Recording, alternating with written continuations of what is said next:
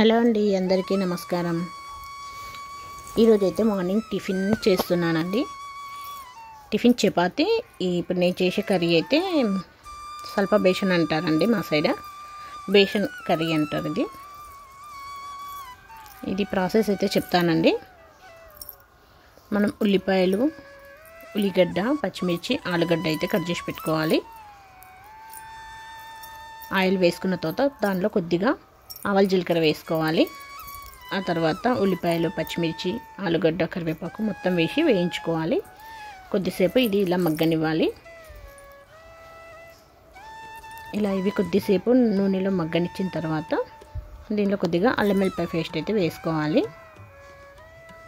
ఆలుగడ్డ ఉడికిందా లేదా అనేది నేను చూస్తున్నాను. కొద్దిసేపు అయితే మగ్గిపోయాయి కదండి. ఇప్పుడైతే దీనిలో అల్లం వెల్లిపాయ పేస్ట్ అయితే వేస్తున్నాను. ఫస్ట్ అయితే వేయనండి, లేదంటే అడుగంటిపోతుంది. కాబట్టి అల్లం వెల్లిపాయ పేస్ట్ వేసి కొద్దిగా అయితే పసుపు వేసాను. ఇలా వేసి మంచిగా కలుపుకున్న తర్వాత దీన్ని కొద్దిసేపు ఆయిల్లో మగ్గనివ్వాలి. ఆ తర్వాత ఉప్పు వేసాను. దీన్ని కూడా ఒక్కసారి కలుపుకున్న తర్వాత దీనిలో వాటర్ వేసేస్తాను.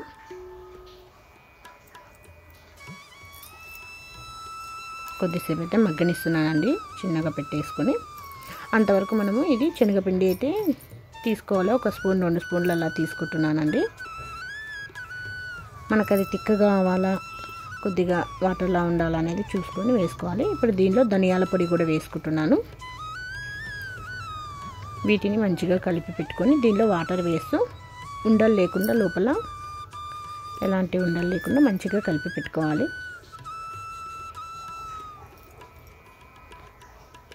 ఇలా ఈ కన్సిస్టెన్సీ వచ్చే వరకు కలిపి పెట్టుకోవాలి. ఇదైతే అలా కలిపి పెట్టుకున్నానండి. ఇప్పుడు ఇందులో వాటర్ అయితే వేసుకుంటున్నాను. ఎక్కువసేపు పెట్టేస్తే అల్లం వెల్లిపాయ వేసాం కాబట్టి అడుగంటిపోతుందని వాటర్ అయితే వేస్తున్నాను. ఇప్పుడైతే ఇది వాటర్లో బాగా మగ్గాలి. ఆలుగడ్డ అయితే ఉడకాలి వాటర్లోనే, మంచిగా మెత్తగా అయిపోతుంది.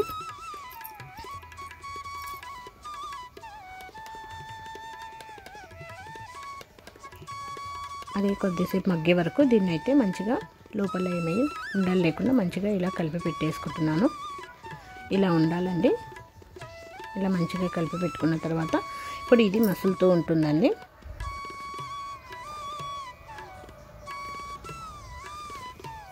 ఇంకైతే కొద్దిసేపు అయితే మసలాలి ఇది. ఇప్పుడు మనం చెక్ చేసుకోవాలి ఆలుగడ్డ తీసుకొని ఉడికిందా లేదా అని. మనం ఉడకకుండా ముందు వేస్తే ఆలుగడ్డ అయితే అలాగే ఉంటుంది కాబట్టి ఇంకొద్దిసేపు పెట్టేశాను. ఇప్పుడైతే మంచిగా మసులుతున్నాయి. ఇప్పుడు మనము ఈ శనగపిండి అయితే కలిపి పెట్టుకున్నాం కదండి, కొద్ది వాటర్లో దీనిలో వేస్తుండాలి. దీన్ని వేసుకుంటా కలుపుతూ ఉండాలి, లేదు అంటే గట్టిపోతుంది. ఇలా వేస్తూ ఇలా కలుపుతూ ఉండాలి. మనకి ఒక 2 మినిట్స్, ఒక 5 మినిట్స్ అనుకోండి, సిమ్లో పెట్టేసి ఇలా మగ్గనివ్వాలి. ఎక్కువసేపు అయితే మగ్గనివ్వద్దు, అంటే చిక్కగా అయిపోతుంది ఎక్కువసేపు మగ్గనిస్తే. ఇప్పుడు ఇలా ఉంటే కొద్దిసేపు అయితే బంద్ చేసుకోవాలి. స్టవ్ అయితే కట్ చేసేయాలి.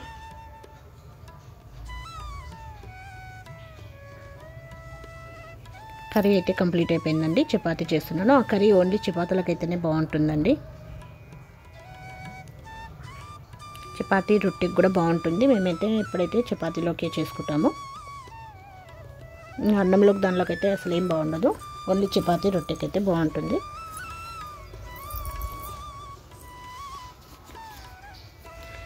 టిఫిన్ అయితే కంప్లీట్ అయిపోతుందండి. ఈరోజు మా టిఫిన్ అయితే ఇది చపాతీ స్వల్ప బేషన్ అంటారు. ఇంకో కర్రీ కూడా ఉంటుందండి ఉల్లిగడ్డతో, దాన్ని పొడి బేషన్ అంటారు. ఇలా మనం శనగపిండి, అందులో కూడా శనగపిండి వేస్తారు, అంటే పొడి వేస్తారు, శనగపిండి ఉట్టి వేస్తారు. ఇదైతే వాటర్లో కలిపి వేస్తాం కాబట్టి దీన్ని స్వల్ప బేషన్ అంటారు. ఇంకోటి చేసినప్పుడు మళ్ళీ చేయిస్తాను నేను, దాన్ని పొడి బేషన్ అంటారు. ఇక్కడైతే పాలకూర కర్రీ పెట్టేశాను. అన్నం అయితే అయ్యిందండి.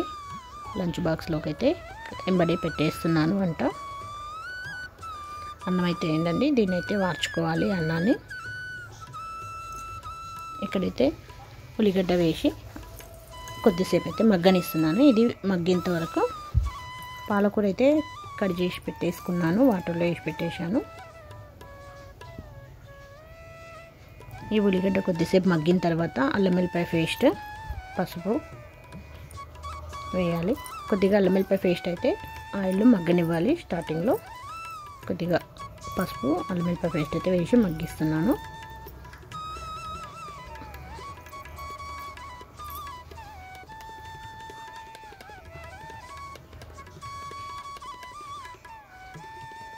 మనకు తగినంత ఉప్పు కూడా వేసుకోవాలి. ఈ పాలకూర కర్రీ అంటే ఆకుకూరలో మాత్రం ఉప్పు అయితే ఎక్కువ వేసుకోవద్దు అంటారు కదండి, కొద్దిగానే వేసుకున్నాను. ఇందులోనే కారపొడి 1 స్పూన్ వేసానండి. తర్వాత ధనియాల పొడి వేసాను. ఇవైతే ఆయిల్లో మగ్గనిస్తాను బాగా. ఇవి కొద్దిసేపు మగ్గిన తర్వాత పాలకూర అనేది వేస్తాను.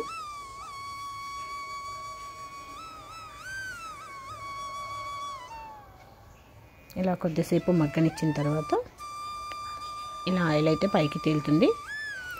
ఇది కాసేపు ఇలా మగ్గిన తర్వాత పాలకూర అయితే వేస్తానండి. ఇప్పుడు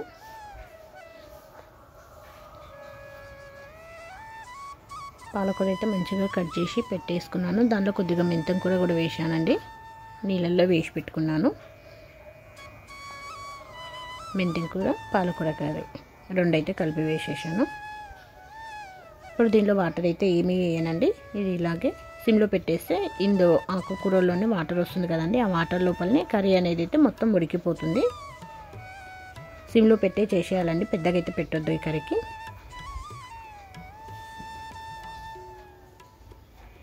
ఇలా ఈ కర్రీ అయ్యేంత లోపలైతే లంచ్ బాక్స్లోకి బాబుకి వాటర్ మిలన్ అయితే కట్ చేస్తున్నానండి. బాబుకి బాక్స్ పెట్టేయాలి కాబట్టి. ఇప్పుడు ఎండాకాలం వచ్చేస్తుంది కాబట్టి ఇంకా కంపల్సరీ రోజైతే లంచ్ బాక్స్లోకి ఏదో ఒక ఫ్రూట్ అయితే పెట్టిస్తుంటాను. ఇప్పుడైతే ఈ కర్రీ ఇదైతే కట్ చేస్తున్నాను, వాటర్ మిలన్.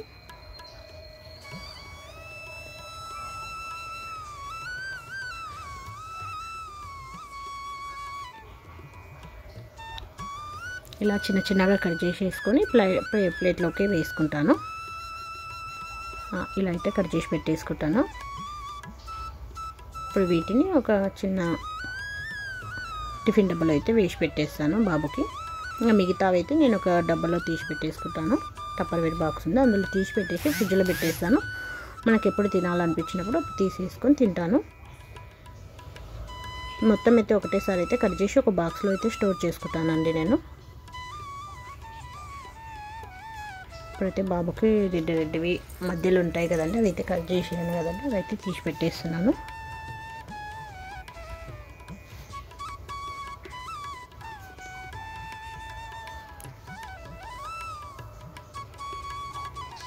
కర్రీ అయితే రెడీ అయిపోతుందండి.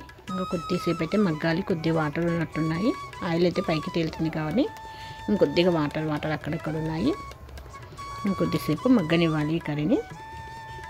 ఈ కర్రీ అయిపోయిన తర్వాత ఇంకా బాబుకి బాక్స్ అయితే పెట్టిచ్చేస్తానండి. ఇప్పుడైతే కంప్లీట్ అయిపోయిందండి. ఆయిల్ అనేది పూర్తిగా బయటకు వచ్చేస్తుంది కదా, కర్రీ అయితే కంప్లీట్ అయిపోయింది. అలా వచ్చేస్తే ఈ కర్రీ మాత్రం పూర్తిగా సిమ్లోనే పెట్టేసి ఇచ్చేసేయాలండి. కర్రీ అయితే కంప్లీట్ అయిపోయింది. బాబుకి అయితే బాక్స్ పెట్టేశాను. లంచ్ బాక్స్ అయితే రెడీ అయిపోయిందండి. ఓకే అండి, థ్యాంక్ యూ.